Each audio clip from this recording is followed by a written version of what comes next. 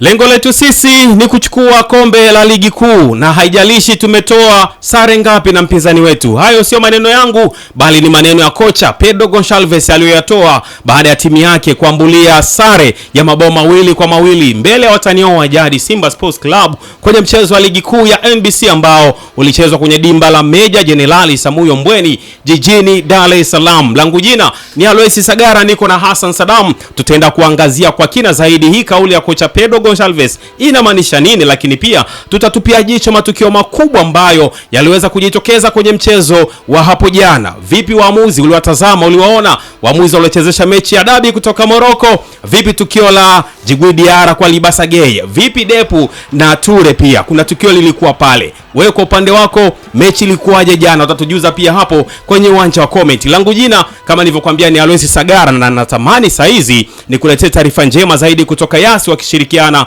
kwa uzuri zaidi na Data Sports. Wanakuletea ruta zenye kasi ya 5G, ruta ambazo zinakupatia fursa ya kuunganisha watu zaidi ya 30 kwa wakati mmoja na wote wakaweza kuenjoy internet safi isiyokuwa na kipengele chochote kutoka Yasi. Ruta hii bwana unajipatia kwa shilingi 2.5 na ukishaichukua hiyo unalipia kifurushi kuanzia 70,000. Vipo vifurushi mbalimbali kulingana na matumizi yako ya internet. Kwa hiyo namba za simu zinapita hapo chini, tupigie tuweze kukukabidhi ruta ya safi na zenye kasi ya ajabu kweli kweli kutoka Yasi kushirikiana na Data Sports. Tunakuletea kitu ambacho kina uhakika zaidi. Hassan Saddam, kauli ya kocha Pedro Gonçalves anasema haijalishi wametoa sare ngapi mbele ya mnyama, lengo lao ni kuchukua ubingwa, wanahitaji kutetea taji lao. Sasa kabla hujatia neno, nisome kwanza alichokuwa amekizungumza. Sisi tunakwenda kwa njia ya maandishi. Unajua kuna njia ya maneno na njia ya maandishi. Hapa sisi tunamjulisha mtazamaji wa Data Sports kwa njia ya maandishi. Yes. Kocha Pedro bwana, kauli yake aliyoitoa baada ya kuambulia sare mbele ya Simba alisema kwamba ninamnukuu hapa: lengo letu sisi ni kubeba ubingwa, haijalishi tumetoa sare mara ngapi na mpinzani wetu. Sisi tunapambana kumzidi alama mpinzani wetu na kutetea ubingwa wetu. Hayo ni maneno ya kocha Pedro Gonçalves alipotoa sare na Simba, akapelekewa mic na waandishi wa habari pale, akaweza kuzungumza maneno ya namna hii. Hasa ni tukitazama hii kauli ya kocha Pedro Gonçalves, tunafahamu fika kwa nature ya vilabu vyetu hivi vikubwa kwa maana ya Simba na Yanga, watani wa jadi, kumfunga Simba au Yanga kumfunga Simba au Simba kumfunga Yanga imekuwa ikichukuliwa kama miongoni mwa mafanikio ndani ya msimu husika. Hii kauli ya kocha Pedro, mchezo wa mzunguko wa kwanza Zanzibar kule New Amani Complex ulitamatika kwa suluhu ya bila kufungana. Mchezo wa mzunguko wa pili hapo jana umetamatika kwa sare ya mabao 2-2. Wapo baadhi ya wananchi ambao nimejaribu kusikiliza maoni yao, kusoma wanachokiandika kutokana na hii kauli ya kocha Pedro Gonçalves. Wanasema wao wanatamani kuchukua ubingwa ili hali wamemfunga Simba. Kuchukua ubingwa bila kumfunga Simba wanasema hainogi na haileti ladha yoyote kwenye ubingwa wao.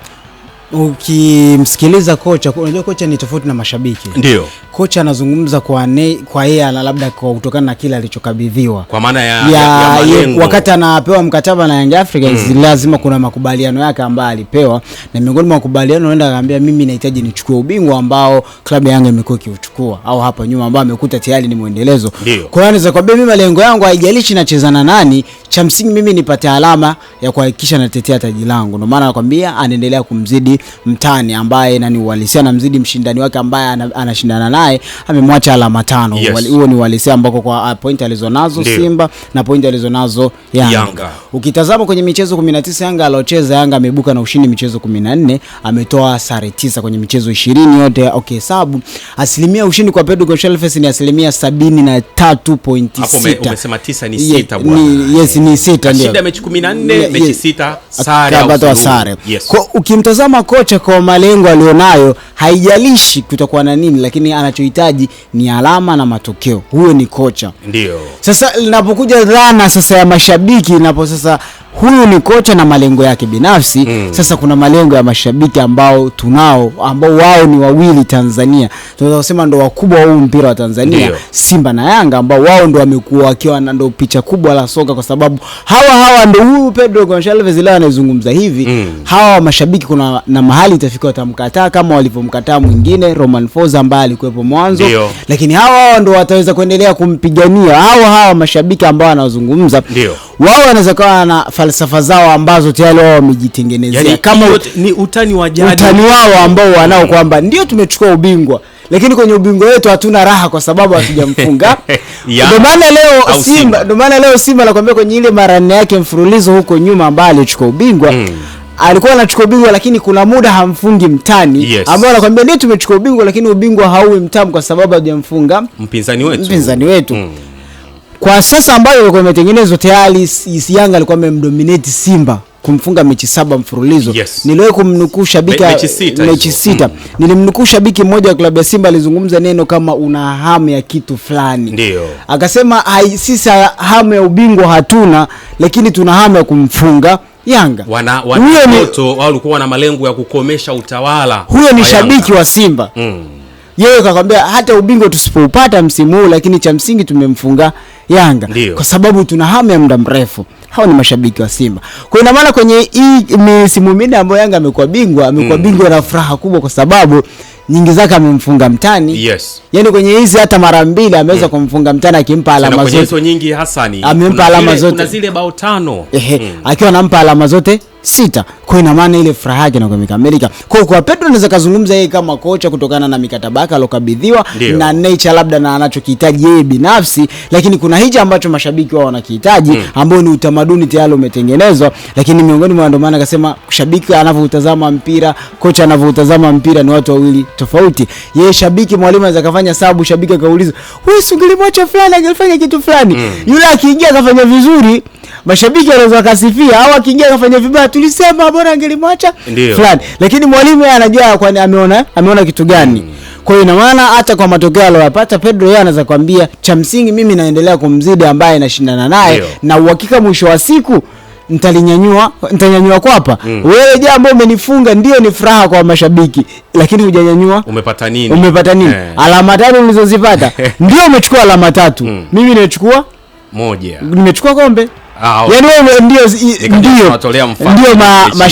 ndio mashabiki Pedro Gonçalves anambia mimi cha msingi nimepata alama 3 au alama 1, nimeendelea kumzidi Simba. Hassan, wewe unaamini vipi kwamba kwenye mikataba ya hawa makocha wanaokuja kuvinoa hivi vilabu vya Simba na Yanga kwamba kipengele cha kupata matokeo mazuri zaidi mbele ya mtani wa jadi au mbele ya mpinzani wako mkuu kinakuwa hakijawekwa kwenye mkataba? Hata kama hakijawekwa kuna ile inasema kwamba ni verbal agreement, kwamba makubaliano kwa mdomo tu kwamba bwana kwenye mkataba wako hakuna kitu hiki, lakini kwa nature ya mpira wetu kuna huyu mpinzani wetu ambaye tunapaswa kupata pia matokeo mazuri mbele yake. Hicho nikiona kwenye mkutano wa Simba uliofanyika tarehe 10 ilikuwa Disemba nafikiri tarehe 30, kwamba wakati anasoma ile report anasema kwamba miongoni mwa malengo alikuwa ameweka ni kumfunga mtani. Yes. Miongoni mwa malengo alikuwa ameweka ni kumfunga mtani wao ambaye ni Yanga. Lakini siamini kwamba unaweza kaingia kwamba kwenye timu kwamba wanakupa labda ya mdomo ya vibe ya mdomo. Verbal agreement sawa, hiyo naweza nikakubaliana nayo. Lakini kwamba ukute ndani ya contract kwamba kocha usipomfunga Yanga, usipomfunga Simba mara kadhaa, labda kama ni kwa muda unaendelea labda kufungwa, basi ingekuwa leo kila kocha ambaye ukikosa tu dabi unaondoka, ukifungwa tu dabi unaondoka. Ina maana the same ingekuwa hata kwa Pedro ambaye alifungwa dabi zote 2 kwa ligi kuu.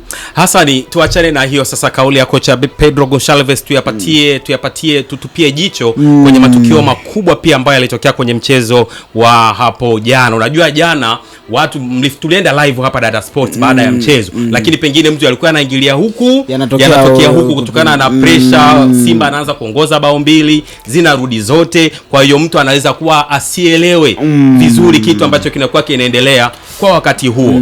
Kuna matukio makubwa mawili. Kwanza ni tukio la Depu na Ismail Ture, mlinzi wa klabu ya Simba, lakini pia kuna tukio la Djigui Diarra kwa winga wa klabu ya Simba Libasa Geye. Haya yameonekana kuwa ni matukio ambayo yamezungumzwa kwa ukubwa sana, na kitu ambacho kilipelekea kuwatoa waamuzi wa nje kuja kuchezesha mchezo mkubwa kama huu wa Simba na Yanga ni kukwepana na lawama kama hizi, kushindwa kutafsiri sheria vizuri. Ndio maana shirikisho pamoja na bodi ya ligi wakaopti kwenda kuchukua waamuzi kutoka nchini Morocco na kuwaleta kuchezesha mchezo wa watani wa jadi. Pengine kwa jinsi ambavyo uliwatazama, performance yao walifanya vipi? Mimi kwangu mimi binafsi nawapatia 50%, nusu. Mimi naweza nikakupinga kabisa kwa upande wangu mimi sasa. Ndiyo. Kwa maoni yangu mimi nawapa 80%. Acha 20 tuziache, lakini mimi naamini walikuwa kwa kiasi cha ule ukamilifu, sio ule kamilika, lakini kwa asilimia kubwa walifanya kazi yao kuicontrol dabi ya Kariakoo ambayo hatukuona makosa mengi. Ndio maana nilikaa hapa wakati najaribu kutafuta takwimu hapa, kulikuwa na fouls 15 kwa fouls 12. Mtazama fouls zilikuwa chache mchezoni, kadi za njano zimeshuhudiwa kadi 4 tu pekee za mchezo wa dabi ya Kariakoo, na joto unalolifahamu, pressure mashabiki, ile hali kuna mtu mmoja ametangulia ndani ya dakika 9 tayari kuna magoli mawili yamepatikana kwenye mchezo wa dabi ya Kariakoo. Mashabiki, kelele zile na atmosphere uwanja na mambo mengine, lakini bado waamuzi waliweza kukiri. Ukienda kwenye tukio lilianza la Diarra na Libasa Geye, muamuzi alikuwepo. Ndio maana naweza nikamsifu muamuzi wa mchezo wa jana kwa asilimia kubwa ya kila tukio. Kama alikuwa na umbali basi wa ambalo kuwepo ni zaidi ya mita 8 kutoka kwenye tukio ambako linatendeka au tukio ambako mpira upo, na yeye alipo ni mita 8 mpaka 10, mita 8 mpaka 10 au 20. Ina maana yupo karibu. 20 ni mbali sana. Yaani unatarajia kwamba alikuwa karibu na hata ukimtazama tukio la Libasa Geye alikuwa analitazama kwa macho yake yote mawili. Mita 3 hivi mpaka 4 maybe. Yaani alikuwa analitazama hata wakati unaona anakataa kabisa kwa mikono yake wazi, hata usipomuuliza kibendera, kwa sababu mwamuzi alikuwa analishuhudia tukio. Na ukitazama sio kwamba labda Diarra alikuwa anatokea kwa pembeni au alikuwa anakinga, hapana, au kwamba alikuwa una obstruction yoyote, hapana. Walikuwa wanatazamana kwa sababu Diarra ukiangalia alikuwa anamkaba kwa pembeni na mwamuzi amesimama eneo la D ambalo akilitazama ndani ya box. Kwa alikuwa na upeo mzuri wa kulitazama. Sasa yeye labda kama kwa macho yake ya mawili alitazama kaona ni tukio la kawaida, huwezi kumlaumu labda muamuzi yeye kwa upande wake kwa engo hiyo. La Depu pia kwa ninapokuja sasa kwa Depu bado ukimtazama asilimia, ndio maana nakwambia leo muamuzi kwenye matukio yote alikuwepo. Sasa nisijue kwa nini alishindwa kuchukua maamuzi sahihi, kama kwa upande wa kama yeye kuona ilikostahili kwa mkojo wa penalti, au labda kama naye alitengeneza alichokifanya Dickens Mimasi wa Kenya alichokifanya kwenye dabi ya Muungano, kwamba kila kitu una balance. Labda kama aliamua huku kwamba nimeshapeta huku na huku nipete, labda ikawa sawa kwamba kuweka mzani sawa, akaamua kubalance, unaweza kusema ni sawa. Lakini kwa namna moja ama nyingine waamuzi waliochezesha mechi ya jana, ukiachana kwa kuna mmoja alijaribu kuwa nakamatwa kwa swala la offside. Yes, kuna offside moja aliweza kuingamua ni kwenye tini unajua maana ile engo ngumu, lakini akaweza kuamua kwamba Pacome yuko offside. Kuna nyingine ambazo eneo linaonekana, lakini bado aliweza kumkamata Pacome kwamba yupo offside. Kwa upande wa waamuzi waliochezesha hizi mechi zote mbili za dabi ya Kariakoo, kuna hata aliyechezesha mechi ya kwanza kwenye hizi dabi zote, naweza nikakwambia dabi 4 ambazo wamekutana, mimi sina mashaka na waamuzi kwa kiasi chao wameweza kupambana. Hasa ni kwa maana hiyo unamaanisha waamuzi hawa kutoka nje kwenye hii michezo mikubwa, hasa hii ya watani wa jadi ambayo inawakutanisha Simba, inawakutanisha Yanga, waendelee kutoka nje, na hawa waamuzi wetu tuwaweke kwanza kando kwenye hii michezo mikubwa, hasa unawakutanisha Simba na Yanga. Huna kabisa imani na waamuzi wa ndani kwenye mchezo wa dabi ya Kariakoo. Sio tusimalize moja kwa moja tukatoa conclusion kwamba waamuzi watoke nje, hapana. Na wakati watumike, na sasa ili itumike kama platform ya wao kujifunza. Mfano kitendo alichokifanya Dickens Mimasi wa Kenya kutoa penalti kwenye dakika 119, unaweza kusema dakika moja imesalia waende mikwaju ya penalti, anatoa mkwaju wa penalti. Leo ukisikia kila mtu akwambia angelikuwa muamuzi wa Tanzania hapa asingeweza, angefunika kama twende matuta. Kwa hiyo waamuzi wetu watumie hili ambalo waamuzi wa nje wanaokuja walitumia wao kusoma. Kwa nini wanazungumzia incidents mbili za mikwaju ya penalti? Hujumesikia incident nyingine? Ni mikwaju miwili ya penalty. Swala la foul wale waweza kuamudu baadhi ya wachezaji ambao tunajua kwa vyovyote vile lazima wangeripata kadi. Umeona kuna namna alivyopeleka mchezo na watu malalamishi sio makubwa sana upande wa waamuzi. Lakini linapokuja swala la waamuzi wetu malalamiko yanakuwa makubwa. Kwa hiyo sasa waamuzi wetu watumie hii platform ya kuwaletea waamuzi kutoka nje, wajifunze vitu mbalimbali. Kwa sababu leo mwamuzi ambaye alikuwa katikati El-Fahiri Al-Hamza yule yupo Hamza atakuwa michuano ya kombe la dunia. Kwa ina maana mwamuzi ambaye ameletwa daraja lake ni kubwa. Kama atachezesha World Cup mwaka huu, unaona kwamba ni mwamuzi ambaye yupo quality au level yake ya juu, ni ya juu. Sasa ina maana waamuzi wetu wa ndani walitumia lile kujifunza, watazame eneo labda eneo karibu eneo la tukio la mpira napo yeye alipo anafanya kwa usahihi, namna anapokuja kufanya maamuzi yake hana kupepesa macho. Kuna vitu vingine unavifanya waamuzi wetu wanavifanya, unasema hapo mwamuzi alikuwa anataka kitu gani? Au tukio linatokea labda tukio lipo kwenye boxi ya 18 la golikipa, mwamuzi yupo karibu anamalizia ile duara la katikati. Hassan umezungumza, nimependa sana kwamba jana mwamuzi Hamza El-Fallouk alikuwa anajaribu kuwa karibu na eneo la mpira unapochezwa. Ndio maana matukio mengi alikuwa anafanya maamuzi ambayo ni sahihi zaidi kiwanjani. Hassan, mpaka sasa Yanga jana amecheza mechi yake ya 40. Sijui unanielewa, ndani ya ligi kuu ya NBC. Hajapoteza mchezo wowote. Ameshinda mechi 33, katoa sare au suluhu kwenye michezo 7. Amefunga jumla ya mabao 115. Mara ya mwisho kufungwa ilikuwa ni tarehe 7 mwezi wa 11 mwaka 2024. Hapo Chamazi hapo anafungwa goli 3, moja na Tabora United ambao kwa sasa ni TRA United. Zimesalia mechi 10. Sijui unanielewa, kuweza kutamatisha ligi. Jana Yanga kuondoka na alama 1 mbele ya Simba, Jepo kusalia alama 5. Unaziona hizi alama 5, kuna namna ambavyo Yanga anaweza akaleta uzembe na kuzidondosha na kumpatia nafasi Simba ya kukaa juu yake, au ndo tuseme goodbye. Kwa upande wangu mimi kama Simba alishindwa jana kumnyang'anya alama Young Africans akapata wakagawana alama, kama alishindwa kuzichukua alama zote 3 wakagawana alama, sioni. Sasa tuheshimu mpira, lakini kwa upande wangu kiniuliza mimi sioni mpinzani mwingine. Kuna Azam hapo. Ndio Azam anaweza kaja, Azam naye ikaendelea kutoa sare. Singida yupo.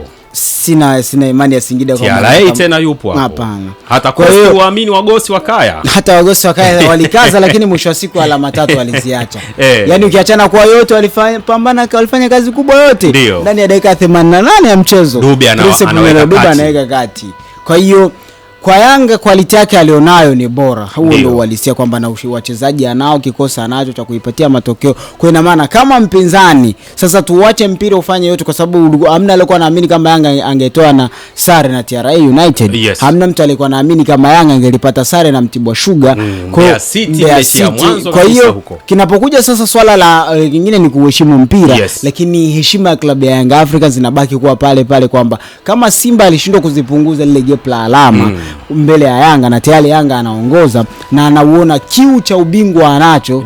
Maneno ya kocha yenyewe unayasikia, anataka kombe tu, hataki kingine. Msumari ni wa kocha ambao unasikia kwamba mgeni hataki soda, anataka 500, anataka 600 yake. Kwa hiyo the same kauli ya kocha kuendana na michezo inayofuata. Kwa unaamini hata mechi nyingine inayofuata kwao Yanga ndio ilikuwa na timu kwamba kila mechi wanaenda kucheza ni sawa, wanacheza finali, kwamba wanahitaji alama. Kwa hiyo the same sioni kwa upande wangu endapo sasa tutaacha mpira sasa utembee kutokana mpira wenyewe uongee. Mpira wenyewe uongee kutokana na siku amekuaje, labda factors nyingine, labda kiwanja hiyo changamoto, kwa sababu ni utamaduni wa viwanja vyetu tulivyonavyo. Unajua kiwanja leo unaweza ukacheza kesho yake lakini bado kisitoe mchezo mzuri. Kwa haya yote unaweza kuziacha factors nyingine, lakini kiuhalisia kwa quality ya wachezaji walionao ndani ya klabu ya Yanga huoni mpinzani mwingine ambaye anaweza kaleta kizingiti kikubwa sana mbele ya Yanga kwamba akaweza kumnyang'anya alama 3. Ndio.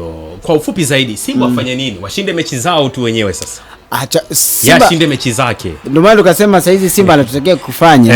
Yaani hataki kucheza akimtazama Yanga. Ndio. Ashinde mechi zake. Yaani amwache. Yaani kuna wakati tulitakiwa umwache. Kuna wakati hata hao wale wanaoshindana pale Manchester City na Arsenal. Kuna wakati Arsenal yote yale alishaondoka. Ndio. Kuna wakati Arsenal alishaondoka amemwacha Man City mbali. Guardiola aliulizwa Vipi kuna wakati akabia kama Arsenal, yaani kuna wakati mwanzoni alishampa Arsenal ubingwa. Lakini sasa tunazungumza ni nini? Sasa wamerudi kwenye nini? Ile wako sawa. Kwa hiyo anachotakia sasa Simba ukifanya sio tena kumtazama Yanga.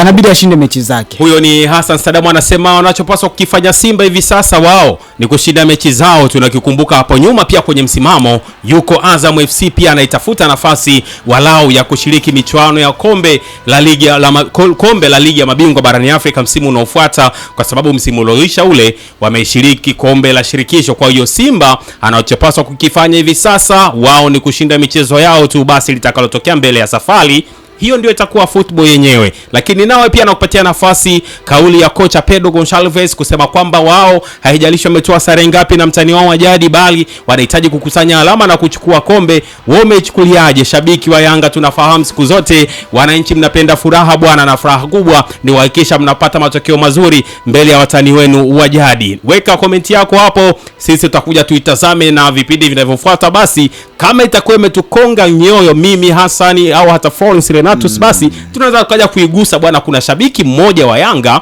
alizungumza na akaongea kitu fulani hivi, tunaweza tukaja kuijadili hapa. Kwa hiyo tukutane tena wakati mwingine, na nyuma ya kamera ni Mr. Alpha, mimi ni Alois, alikuwa hapa Hassan Saddam.